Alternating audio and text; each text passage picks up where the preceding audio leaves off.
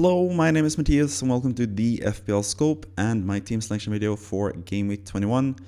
As always in these videos, before we go into my plans for Game Week 21, we have to look at what happened in Game Week 20, but I already did make a video about this subject 2 weeks back, I think, right after Game Week 20 had ended. So if you want to see my full thoughts about my thought process going into Game Week 20 and my wildcard in that game week, then go and watch that video. But basically, just to shorten it down to the main points, the one big regret I had is obviously my first guy on the bench there, Cole Palmer.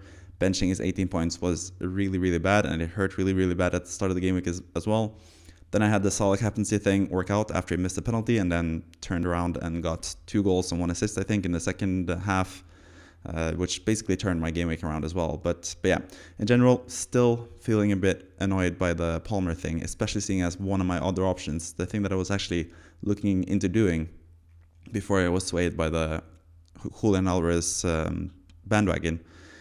Basically, my thoughts were to have Tony in Game Week 20 and just have him benched because he was banned, obviously, for Game Week 20, and then start Palmer in the game against Luton, which was a nice game, and I was really sad about having to bench Palmer in that game against Luton.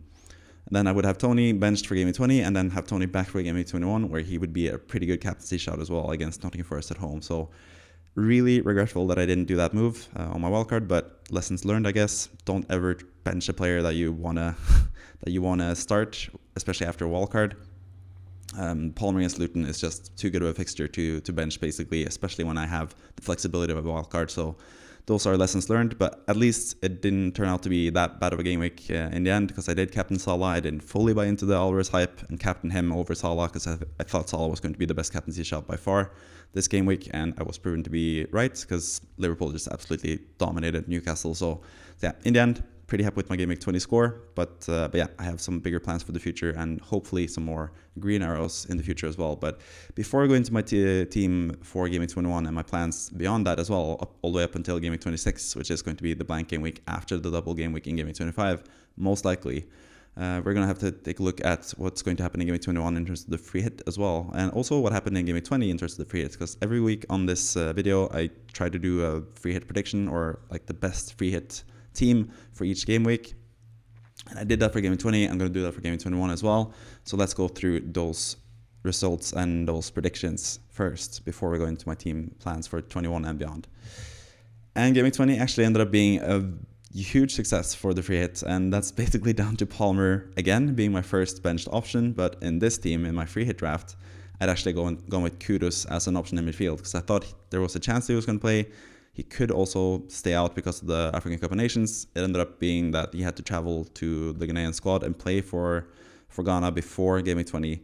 So he didn't play, and that means Palmer came in off my bench with the 18 points in this free hit draft. So yeah, the free hit draft would have been a higher score than my own team. I also had Michael Elise, who scored 2 goals before he now is injured.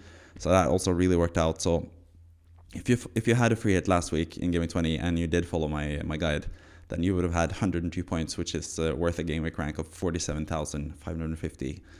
So that is a really high score for a free hit. Really happy with the free hit in general. The defense, yes, wasn't that good. Alex Moreno, who was also in strong consideration for my wildcard, he ended up just getting 1 point in a really favorable fixture when I thought he was going to be a really good player. So yeah, he's not the best differential there in defense. Trent also blanked, and now he's injured, so he's not going to be the best player going forward, I guess. But We'll talk more about Trent in his future game weeks as well. Gabriel with 1 point. Again, disappointing performance from Arsenal. And again, they lost another game. They're just in really poor form at the moment. But I still think Gabriel is a decent option. But I'm starting to lose faith a bit now. Ederson in goal with 6 points. That was expected from Man City's game against Sheffield United. That's why I had Ederson in the free hit draft, basically. I don't think he's a good long-term pick. But as a free hit pick for those easy game weeks, I think he's a good pick. But I don't really like spending 5.5 for a goalkeeper, firstly, and then secondly, from one of the big 6 sides where you really could potentially want 3 attackers or at least 1 defender and 2 attackers in any which game week, whether that is City having Ederson or Alisson or even Raya for Arsenal. I just prefer not going with one of those big 6 goalkeepers because that basically limits your team in the outfield sense. So yeah, but for a free hit, Ederson perfectly fine, 6 points against Sheffield United. Could easily chalk that those 6 points to go in. I did have Areola on the bench with 11 points, but I certainly did not expect him to get those 11 points against Brighton. Pretty lucky to get a clean sheet there, and he got some save points, got some bonus points, 11 points from Areola, but at least I had him on the bench, because I do have a lot of faith in Areola and Dubravka long term as a goalkeeper rotation pair. But for a single game week, I much prefer Ederson against Sheffield United at home compared to Areola against Brighton at home. So yeah, that was an easy decision, even though it ended up working out not as good for me in this free hit draft at least. But yeah, Lisa, like I mentioned, really happy with that pick. 15 points from him. Foden as well, someone that I brought into my own team with my wildcard. He was also my favorite differential this week with 12 points. Really happy with that pick as well. So yeah, in general, just a really good game week. Watkins with 8 points. Solanke did bank and got 2 points, but he had more than enough chances to get a huge score. So I don't really begrudge that pick either, even though he was one of the few players that blanked, or the only attacking player that blanked for this team. And Alvarez with 7 points. Sheffield United at home. It made the most sense. He did score a tap in, but apart from that, it didn't look too threatening. So again, I was sold enough on the bandwagon of Alvarez, but I wasn't like super sold on him to even have him as vice captain for this free draft, as you can see, because I had Salah captain and Foden vice captain. So, but either way, really good free hit draft. I've actually started to do these free hit drafts better and better each week. It seems like when I started doing this thing in my team selection video in around game week 12, game week 13, I basically had just a really bad free hit draft every single game week. But now it seems like I'm hitting more often than not, and yeah, let's see if that can continue for game week 21, where I have another free hit draft for you if you are free hitting this game week for some reason. I think for what it's worth, free hit chip is something that you should save for like the most dire of circumstances. There's going to be huge blank game weeks, and there's going to be like huge double game weeks as well, where you might not have enough double game week players, where the free hit will be more needed. But just in case you're using your free hit this week, and just because it's fun to just try to predict who's going to be the highest scorer in that particular game week, I'm going to do a prediction for Game Week 21 as well, and that team is as follows. So yes, this is my Game Week 21 free hit draft, and there's not too many good fixtures this week, and there's obviously a lot of good players lacking now. Salah has left for AFCON, Son has left for Asian Cup, Haaland is still not back fully fit, so there's going to be basically an unlimited budget for the rest of the team. Trent is even now injured as well, so budget is no issue at all. So yeah, team value doesn't really matter in this sense, but yeah, I think I have a pretty strong team in general, with a lot of good like attacking players as well that are good for this week especially, but long term I'm more like sort of hesitant towards them. But yeah, we'll talk more about the team in general. In goal, Areola is, again, he's just been fantastic lately for West Ham, playing against Sheffield United away. I don't think West Ham will create that many chances against Sheffield United because they are lacking Bowen, Kudus and Paqueta. So they kind of need to shore up defensively and get a clean sheet there. So I think that's a really good fixture. Sheffield United is always a nice team to target when it comes to these free hits. So Areola in goal makes all the sense in the world. Ederson on the bench this time actually against Newcastle away. I still think Newcastle will score in this game, but yeah, might as well just have the best goalkeeper, I guess, the best team, the best, the goalkeeper who plays for the best team, I guess, on the bench. Then in defense, we have Gabriel Magalhaes. Once again, he's basically just a template pick for me each free hit draft. And once again, not too many good fixtures. I think Arsenal at home to Crystal Palace. I'm predicting this to be finally the game where Arsenal fully explode. And you can see that from my triple up with Arsenal. I can just talk about that straight away. Gabriel against Crystal Palace at home as a defender. I like that pick, especially with Olise out injured. I don't think Palace will be that good going forward. And then Saka and Ødegaard as the midfielders as well against Crystal Palace at home. I think this is like the game week where they need to bounce back. But yeah, I have a lot of faith in them, but I don't really have like that top end faith in them. I don't have the captaincy or even vice captaincy on either Saka or Ødegaard either. But I do like them as picks. I just don't like them as captaincy shouts because they haven't really proven this season that they are like the best potential captains in general. But yeah, let's move on with the defense. We have Estupinian against Wolverhampton at home. I don't think this is like the most like the slam dunk pick as most people are making it out to be. Obviously, I have Estupinian in my own squad personally because I wildcarded in Game Week 20 and he was just like a no-brainer for me at that point. But now they are Brighton are signing a new left back who comes from Boca Juniors, who's a really good talent as well. He might be starting as like the wing back for Brighton because lately Estupinian has been playing as the left centre back in that defense for Brighton. So maybe he doesn't have the best attacking threat, Estupinian, but he also has 2 goals in his last 3 games. So I think Estupinian is just one of those guys who's just a really safe pick, basically. I think Brighton will be better defensively going forward. I think Estupinian can still contribute offensively, even if he plays as that left centre-back role. But I think his attacking output will be hampered quite a lot if he doesn't get to play that left wing back role. That's basically the reason why we have him in our teams mostly. But I still think he's a good pick regardless, because I think Brighton are just a pretty good team in general, and especially now with the good fixtures and the good players coming back from injury as well. I think Estepinian is a really good choice, both for Game Week 21 and beyond that. Same could be said for Alfie Doughty as well for Luton. Burnley away is obviously a really nice fixture for any defender. So I think Doughty has both the attacking potential, because he's shown that with set pieces and even from open play, getting assists lately. And then the clean sheet potential is also nice from him. Saka and Odegaard already talked about against Crystal Palace at home. Really like them. Foden against Newcastle away. Newcastle still have not proven to be a solid defense the last few game weeks. I still think Man City can score a lot of goals in that game. I'm not hugely convinced by Alvarez still. De Bruyne is still like a 50-50 whether he starts or not, or even like a 30-17 whether he starts or not. He most likely gets benched, as he said himself. And that leaves Foden, who I think has been just fantastic lately and is Man City's form pick out of everyone. So really backing Foden for this game week and beyond. So he makes the team as well. Then we have Palmer, who is actually the captain for this free draft. I did really consider Ivan Toney as the captain as well, but I'm going to go with Palmer, especially now seeing as he played as a striker for Chelsea against Middlesbrough in the League Cup. Yes, he did miss 2 big chances, and yes, Chelsea didn't score in that game and lost against Middlesbrough, which is a really big letdown for especially Chelsea. But I think like big chances missed is a plus when you look into like future captaincy decisions, because we know Palmer has been pretty clinical this season. It was probably just a blip, the fact that he missed 2 chances. Maybe it's a Chelsea number 9 curse that is hampering him, but yeah, him just playing as a striker and having those chances, it's just a huge plus for me in terms of captaincy for Game Week 21. I think he's going to be a really good captaincy shout, and especially as the striker with Nicholas Jackson out for African Cup of Nations and Nkunku out injured. It seems like he's going to play as a striker. Maybe they play Sterling there as well. I don't know. But I think Palmer is going to play as a striker there. He's on penalties, playing against the team that concedes the most penalties in the league, with the ref that awards the most penalties in the league. Palmer is in fantastic form. He's going to play out of position. I don't know. The more I think about it, the more it seems like Palmer is just like a standout, fantastic pick this week. And it's kind of a shame, because he's going to be the template captain, but I don't think most people will be like super confident in Palmer as captain. He's more like just the default captain. But I'm actually getting a lot of positive feelings about Palmer as captain, even to the fact that I would captain him even if I had every single player in the game available to me for this game week, which is what happens in a free hit. So I actually prefer him slightly to Toney as the captaincy shout, but I still think Ivan Toney is also a fantastic captaincy shout if you have him still, or at this point already, I guess you should say. Not still, because you didn't buy him in Game Week 1 and kept him for this time. But yeah, Toney against Nottingham Forest at home, I think that's also a really good fixture, obviously. That's why he's the vice captain. Could easily score a brace, score a hat-trick. Who knows? Ivan Toney is just that type of player. Can score a hat-trick in pretty much any game, especially against Nottingham Forest at home. So yeah, really like Toney as a pick as well. The final midfield pick, who we didn't talk about either so far, is Richarlison.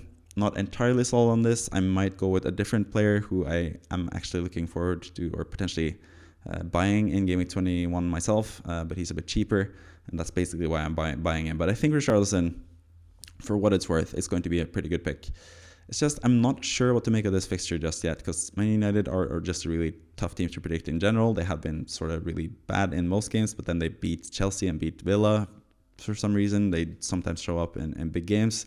And also Spurs just have a lot of players missing. Son is leaving for Asian Cup. Bizuma and Papisar are also out for the African Cup of Nations. Romero is still out injured. Van de Ven is still out injured, I think. Madison is still out injured. They just don't have that many options in general in their team. So I think they are sort of there for the taking for Man United. So it is actually, you could make a case for it to be Bruno Fernandes. Maybe he should be the one in this free draft. Or maybe it should be a cheaper Man United option that I'm going to talk more about in my own plans for Game Week 21 as well.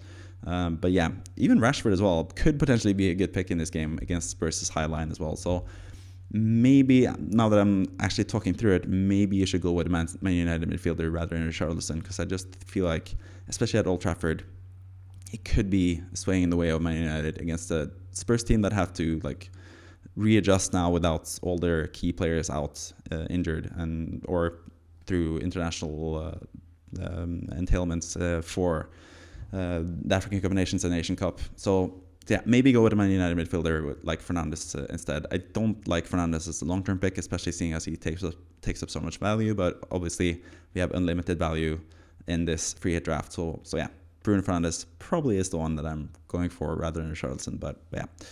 The final attacking player in this team is João Pedro. I really like him, playing against Wolverhampton at home. Obviously, it's the final game of the game week, so it's still like 2 weeks away, this game.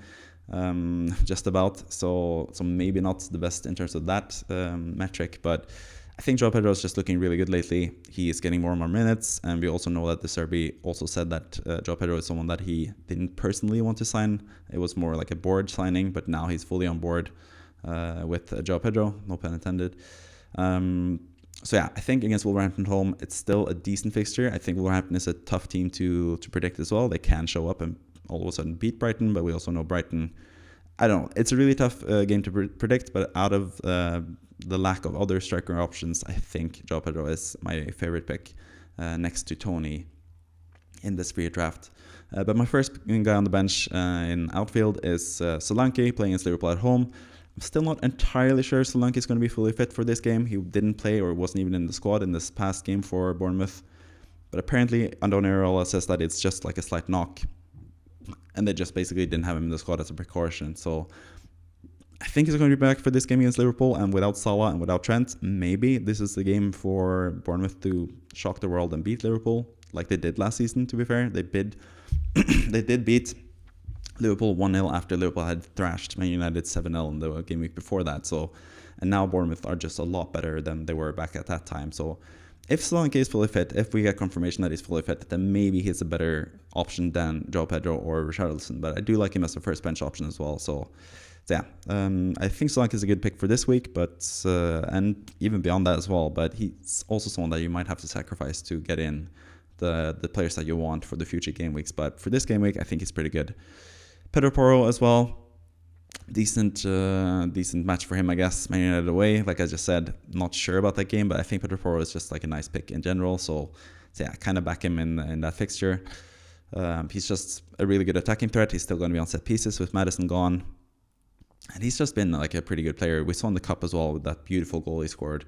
He can score a lot of goals, and he can also keep a clean sheet potentially, even though I think there's going to be an issue for Spurs in that game. So that's why he's benched, because I don't really have that much faith in him keeping a clean sheet, and I don't think it's likely that he gets a goal return, but maybe he does, so that's why he's on the bench, and I also have unlimited budget. But yeah, final defender is Van Hecke, who I think is an underrated prospect as well in FPL. I think he's 4.0, really cheap. He plays 90 minutes every game now for Brighton. It seems like he's pretty nailed in the squad.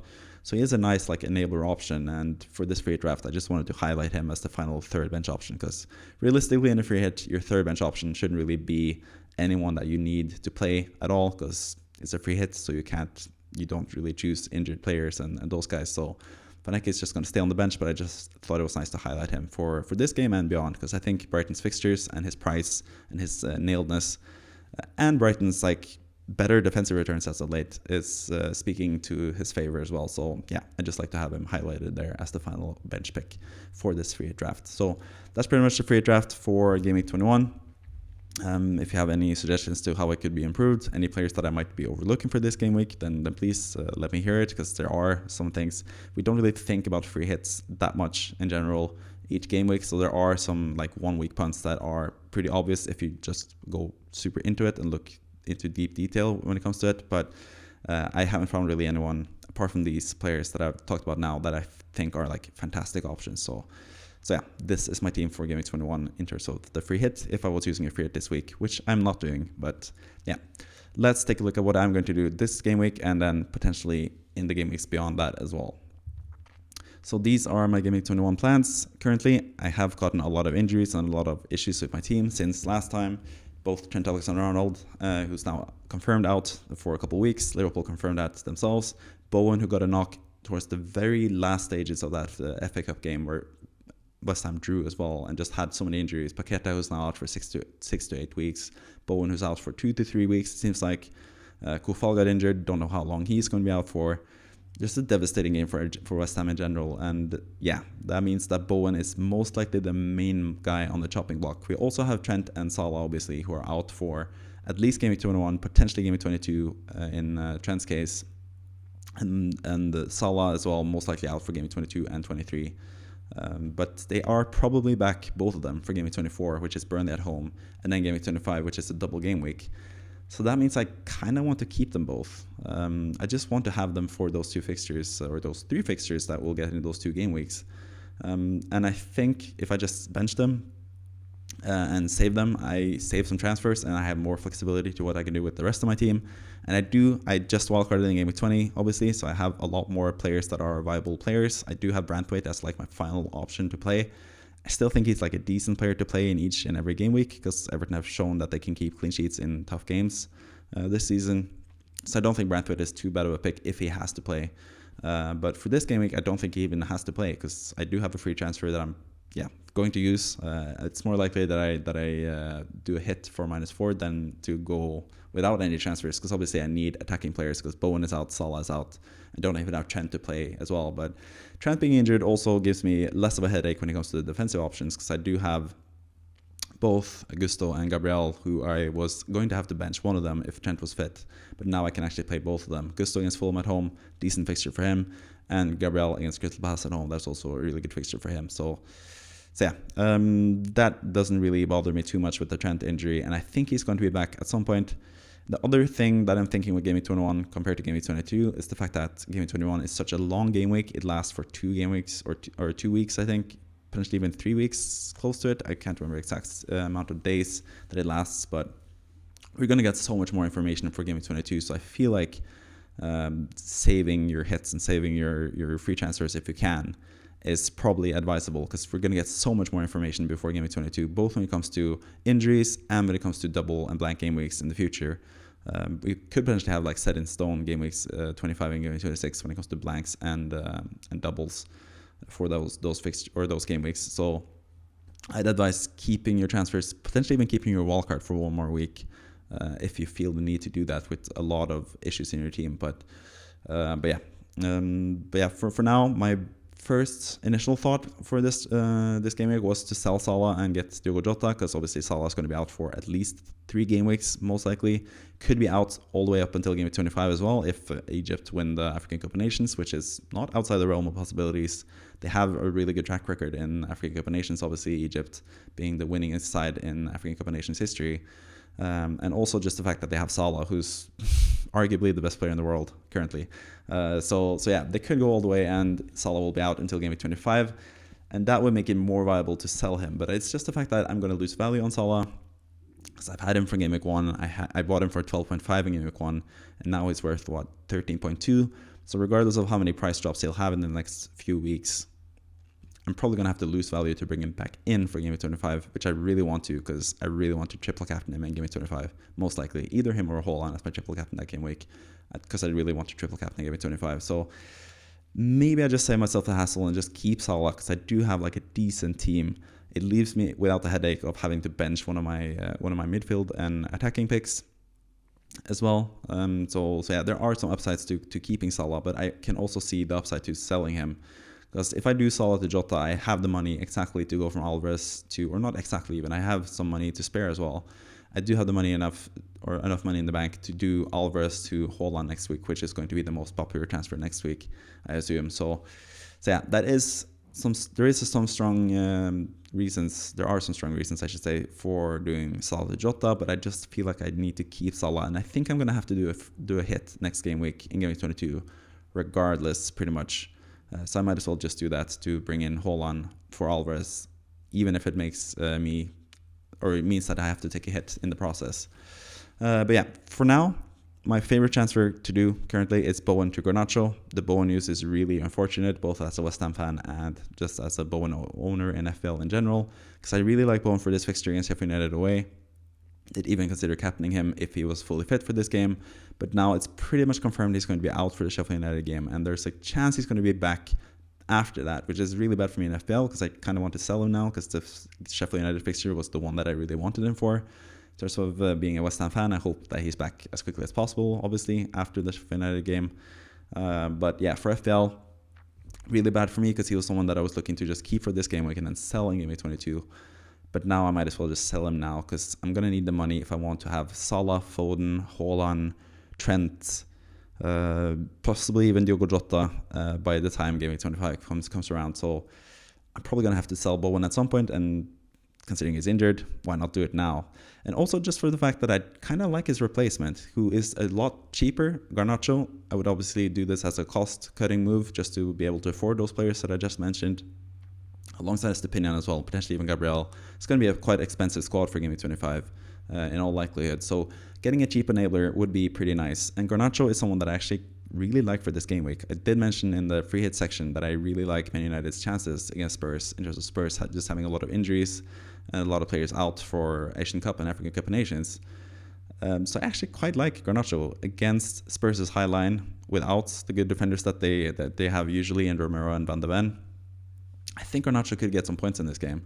So I actually quite like the transfer, and that would obviously not leave me with enough money to do Alvarez to hold on next week. But I could do that in two different ways, get the money for that, and that's either selling, which is going to be a bit of a letdown for me, I guess. But I would have to sell either Saka or Solanke in Game Week 22 to be able to make that happen. But then I'd also bring in someone like Diogo Jota or Joao Pedro, who are two players that I really like going forward for them. So yeah, I think that's something that I would be willing to do, as we'll get to see when I go through my plans for Game Week 22 and beyond as well, after we talk about this game week. But yeah, in general, Solanke to Joao Pedro is also a move that I might do if I get some inclination that Solanke is going to be out injured. I could potentially do that as a hit already, just do Solanke to Joao Pedro on top of doing Bowen to Garnacho or Salah to Diogo Jota. But that is only if Solanke is confirmed to be out in this game against Liverpool, and I don't think that's going to be the case, because Areola said that it was just a knock, that he's probably going to be back. So I think he's going to start. And I actually like that fixture for Solanke as well. Like I mentioned in the free hit draft, I have him on my bench, because if he's fit to play, I think that's a decent game against Liverpool without Trent and without Salah. So yeah, Solanke is still a decent option, but I still, if he's out injured, then Joao Pedro in already could be the move to go with. So yeah, those are my thoughts for Game Week 21, but let's go ahead and look at my plans for the future game weeks as well.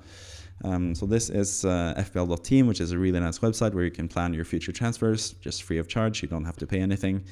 Yeah, it's just a really nice website, and that's what I've used today, especially for looking through my future moves and seeing what I'm going to do. So obviously, Game 21 move would be like, this is my plan if I do the Bowen to Garnacho move. I would have 5.8 million in the bank, which is a lot of money, but it's still not enough to do Alvarez to hold on. But for this game week, would be really nice. Saka would be my vice captain, obviously, and this would be my starting lineup, which is pretty good. Even if Gusto, who's a slight injury concern because he had to be subbed off in the Chelsea match, even though Pochettino said that he is it was just a precaution and he's probably going to be back. Yeah, if he's injured, I get Branthwaite against Aston Villa, which is not too bad either way. So I quite like this team in general. I can still bench Trent and Salah and get that more information for Game Week 22. If Trent is all of a sudden, he's going to be out for three months and he's not going to play in Game Week 24 and 25, I can easily sell him and get the money for Haaland and those guys that way.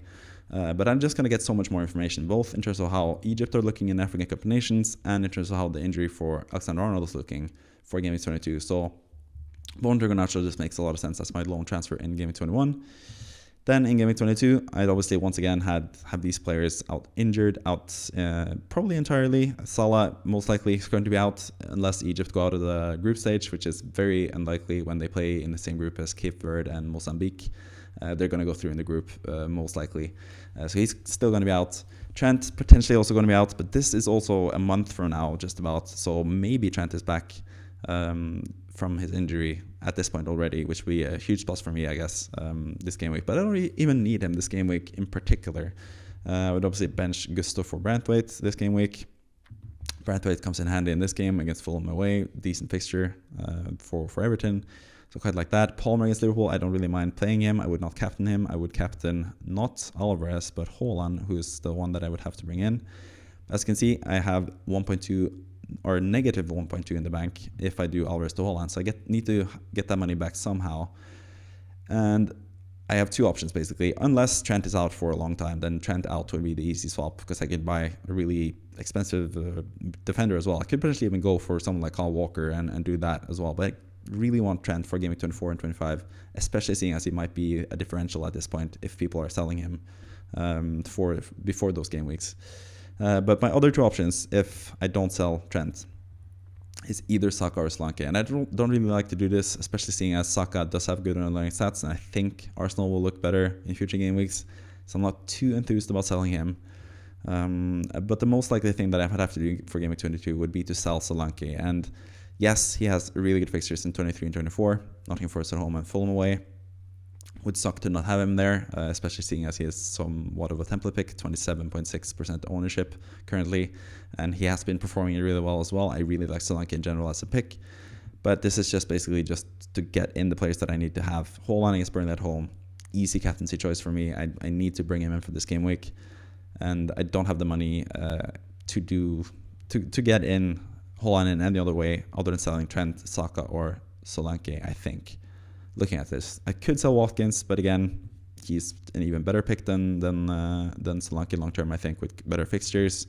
Yeah, I think it's just a better player. So I could sell Watkins, I guess. But apart from that, it's either selling Trent or Salah, who I want back for 24, 25 anyways, or it's selling Saka or Solanke. So the most likely option, just because I really like him currently at the moment as a pick, would be to go from Solanke to Joao Pedro, who still also has really good fixtures. Yes, I do miss the fixtures for Solanke, but Joao Pedro has really good fixtures for the game weeks that I need him for, 22 through 26 especially, but even after that as well, 27, 28, I do have some leeway. Even after that game week, he has some nice fixtures. They're projected to not get a game week 29 fixture, which could happen, but we don't really know what's going to happen in game week 29 just yet, so we'll see about that. But I think Joao Pedro is, compared to Solanke, a pretty even pick, and especially when it gets me enough money to get Haaland and still have Salah and Trent for future game weeks, I think it's worth it to do that transfer for a hit, which I would have to do. I think I would need to do a hit in these upcoming game weeks to have the perfect lineups for 25 and 26 in particular. But yeah, we'll talk more about that later. Game 23, I actually wouldn't have to do a transfer, which is kind of interesting. After having to do a hit in the game week before, I don't have to do a game week or a hit in game week 23. But yeah, I think it's a decent game week. Obviously, Areola would be subbed out for Dubravka in this game. Really like the rotation of these guys, by the way, which I've mentioned a couple of times. Brantwaite would probably have to come out for Gusto in this game as well. And at this point, Trent might be back. Salah might also be back. Again, it's getting closer for him. It's getting closer for him to be back, but it would be a luxury at this point. But I could just play Gabriel and Saka instead of them against Liverpool at home. Arsenal were the better team against Liverpool in the cup just now, and I think that could happen again in this game week, so I don't really mind having to start these 11 players this game week. Anyway, I think it's a pretty strong team, especially if these guys are back from injury and AFCON, especially. So there's a word I'm looking for that I'm missing, but either way, especially if these guys are back, I'm going to have a really good score for game week 23, so I don't really worry about that. And I can save a transfer because there's going to be transfers needed for especially game week 25 and 26. So just saving up a transfer would be nice. But this is obviously a long time into the future, so anything can happen. All of a sudden, Estepinian gets injured again, Foden is out, or it looks like he's out of the rotation all of a sudden. There's a lot of things that can happen, but this is just like a tentative plan for now at least. But then I could move to game week 24 with 2 transfers in hand. And in this week, again, it's actually looking pretty good. At this point, Trent is probably going to be back as well. I probably bench Gusto because I really like his opinion, especially offensively. If he's still playing that left wing back role, I'm going to play him. But if he's still playing left centre back, I could also play Gusto against Crystal Palace. It's not the worst game for him either. But most likely it's going to be Estepinian because I just love Estepinian. But that doesn't really matter that much. Obviously, Salah, if he's back at this point as well, if Egypt get knocked out of the quarterfinals against Morocco in the African Cup of Nations, which is currently the projections, then Salah would probably be back for this game week against Burnley at home. Again, would be the best captaincy choice as well if that's the case. But even if it doesn't play, even if it's not back, I don't mind either Gusto against Crystal Palace or Garnacho against Aston Villa. I think it's a decent. I don't know. It's not decent, but it's okay at least. I can survive with that. But obviously I have a transfer in hand as well. But that would be more in line for game week 25 and what I need for that game week. So again, what I would have to do, or not have to do, but what I would like to do, I guess, with Saka having tougher-ish fixtures, not really. But yeah, I'd really like the double game week of Jota in game week 25, and seeing as he has a better fixture than Jota in game week 24 as well, and I have a transfer to spare, and I don't really need to use that transfer on anyone else. I could just do the move here and get Jota against Burnley at home. This is obviously dependent on what it looks like for Jota as a rotational option. Maybe at this point with Salah being back potentially as well, maybe Jota is not the best pick. Maybe I could go with someone else. Maybe I could go with a City defender over Gabriel, for example. Maybe that's my one transfer. But I wouldn't have enough money in the bank to do that, I guess. If we move back again to Saka here, and I want to keep Saka, which could be an option still. Saka is someone that I don't really like to sell. As you can see, 0.0 in the bank. I think that's without the funds for Saka that I have saved up, because I did the transfer. I transferred him out and then back again, so I'm going to lose that value. So I think I have 0.3 in the bank here, which will leave me with 5.1, 5.2 for a defender. That's not enough for Walker. That's not even enough for Stones if he's back at this point. So it could be the case that I have to choose between Akanji, Ake, or Guardiola as who's going to be the likely starter for 24, 25, and 26. Because I think in those 3 game weeks, one of those 3 guys will be a really good option. But it just depends on who's going to start those 3 in those 3 game weeks as well. I think at least one of them will start in all 4 fixtures that are likely for City in those game weeks. But that's for future game weeks. I still think Jota is a really good option at this point. Maybe Diaz is looking better, maybe, but I don't know. I kind of want to just have that third Liverpool asset as well for Game Week 25. And if Jota is the one that I want to go for, then getting him for Burnley at home rather than Saka against West Ham away is probably the way to go for this game week. With Gusto as the first bench and Salah potentially playing.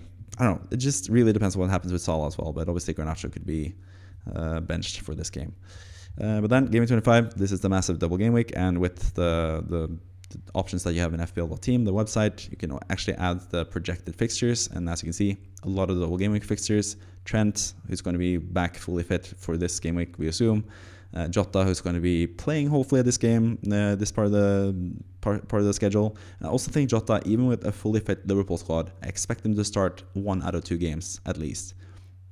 So I think he's going to start one of these 2 games at least, and then probably have a 30-minute cameo where he has proven that he can do a lot of damage in the other game, potentially even starting both. I don't think he's going to be benched for both. I think that's the least likely out of those 3 options. But yeah, so I really like Jota for this game, and that's why I could afford to sell Saka, even though Saka has Burnley away in this fixture as well.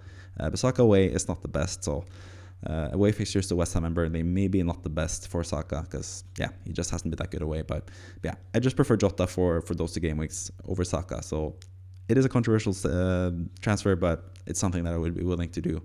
But obviously, I also have 2 transfers left in the bank at this point. But I do have a really good team for this game week, as you can see. Could even bench Palmer against City if need be. And I still have a really good team, even without a single transfer. But obviously, 1.2 million in the bank. I could get a City defender as well, because I only have 2 City players, and they do have a double in 25, and they don't blank in 26 either. So most likely, I would potentially, Gabriel against Burnley, I don't really have to do that. So like I said, again, 1 more game week removed. We can remove game week 24 out of the question when it comes to a replacement for or as a City defender in this game week. So you would choose between either Ake, who has a really good fixture here, and I would have to bench, I guess, Garnacho, potentially, which is a nice fixture for him as well. There is actually an argument to do bench boost here, but most likely what I would do in this game week is triple captain. So that's ideally what I would want to do. Triple captain Salah when a lot of people are struggling to bring him into their team, and a lot of people will struggle to have the captaincy or the triple captaincy chip available as well, because people will use free hits, people will use bench boost. I think that's a decent fixture for him, especially if he's like a really differential option. I really like the upside of having Salah against Brentford and Luton as my triple captain. I just think that's really good. But obviously Haaland, a really good captaincy shout as well in these game weeks against Brentford at home and Chelsea at home. So that's going to be a decision for sure who's going to be the captain and potentially triple captain out of these 2 guys. But back to what I was originally talking about, the defender. I have 3 options here that I can afford in the City defense. Potentially more if I sell Gabriel, but I don't really like selling Gabriel. It also depends on what's going to happen with Game Week 29 and the blanks we get in Game Week 29. If Arsenal blank in 29, it will be easier to sell the likes of Gabriel at this point. But yeah, Ake is one of the options. The other options that we have to choose between from are Ake, Akanji, and Gvardiol. And I think currently, if I have to rank these 3, I think I'm leaning more towards Akanji, because I think he is the most nailed out of the 3, to be honest. I think Gvardiol and Ake are sort of competing for the same spot at the left-hand side. Akanji is more secure, but it also depends on John Stones. If he's back fit, then maybe Akanji is not the best, but one of those three guys I think will be really good for this double game week against Brentford at home and Chelsea at home. I think back in the day when Stones had that double game week and scored a lot of points. He scored and had a clean sheet in one game and had a clean sheet in the other game as well and got a massive score. I think the same could happen potentially for all these three guys, Akanji, Ake, or Gvardiol. So I just like them as like a 1 week punt, I guess, for double game week 25. And even with that transfer, I still have a transfer left. So for Game Week 26, I do actually have 2 transfers. Now I'm even going into Game Week 26, which is so far into the future. It's probably pointless to do this exercise, but still, just want to go through the team and see what I have to work with here. But yeah, 2 transfers in the bank, and basically a starting 11 apart from the one spot here, Diogo Jota. But again, at this point, I do have money in the bank to get in.